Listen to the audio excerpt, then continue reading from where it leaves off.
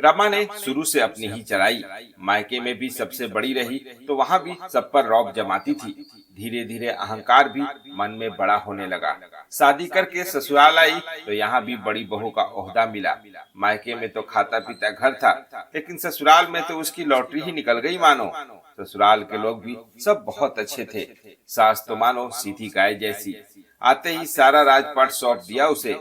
फिर क्या, रमा तो अपनी मनमानी चलाने लगी हर जगह। धीरे धीरे जवान भी तीखी होने लगी। तिरिया चरित्र भी दिखाती। जरा कोई सामान इधर से उधर होता तो तुरंत दूसरे पर नाम लगा देती। उसकी इस बदतमीजी को सबसे पहले शिकार तो घर के नौकर चाकर ही बनते।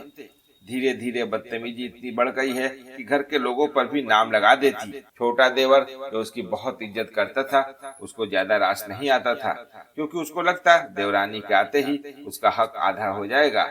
एक पुश्तैनी जमीन जो अब सरकारी भूमि अधिग्रहण में आ रही थी, उसका मुआवजा भी बहुत मोटा आया। बैंक में से पैसे निकालकर देवर और उसके पति ला रहे थे। रास्ते में बदमाश पीछे लग गए।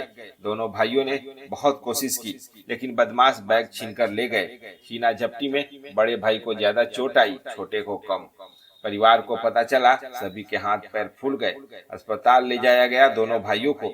बड़े भाई की पत्नी रमा ने अस्पताल में ही हंगामा काटना शुरू कर दिया कि देवर कैसे बच गया, सारी चोट उसके पति को ही क्यों लगी। घर के लोगों की आंखें आंसुओं से भरी थी और रमा ने बेशर्मी साध रखी थी। तब उसके देवर अनिल ने कहा, भाभी आपको जो समझना है समझो, सांच को आंच नहीं। आप अपनी विषैली बातों का जहर कम से कम हमारे घर में तो मत घोलो। आप तो अभी कुछ ही सालों से आई हो, हम भाई भाई तो बचपन से ही साथ रहे हैं। सब जानते हैं हम में कितना प्रेम है। हम भाइयों की जोड़ी को राम लखन की उपमा दी जाती है, तो भाभी तुम माता सीता जैसी क्यों नहीं बन सकती? क्या आवश्यक यही है कि घर में लड़ाई झगड़ा हो?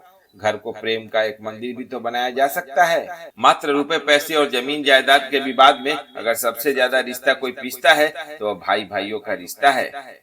बहनें भी कभी अपना रिश्ता इतना खराब नहीं करती जितना भाई भाइयों के रिश्ते में विष घुल जाता है। जो रिश्ता विपत्ति बांटने के लिए बनाया जाता है, वो खुद संपत्ति बांटने के चक्कर में बढ़ जाता है। रमा को भी अपनी गलती का एहसास होता है। उसकी आंखों से पानी टपकने लगता है। फिर अंदर से डॉक्टर साहब आकर बड़े भाई मृदल की सलामती का समाचार सुनाते हैं, जिसे सुनकर सबको राहत की सांस मिल जाती है। 8 दिन अस्पताल की भागदौड़ में ही निकल गया।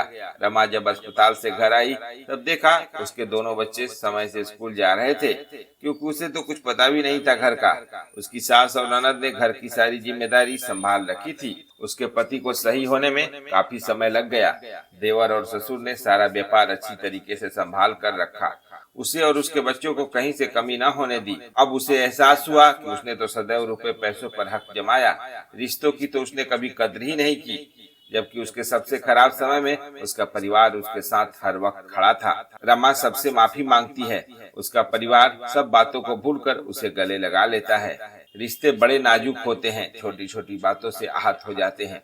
इसीलिए सभी थोड़ा सा झुक जाए तो शायद रिश्ते बच जाए। शायद इसीलिए ही फूलों वाली डालियां भी झुकी होती है।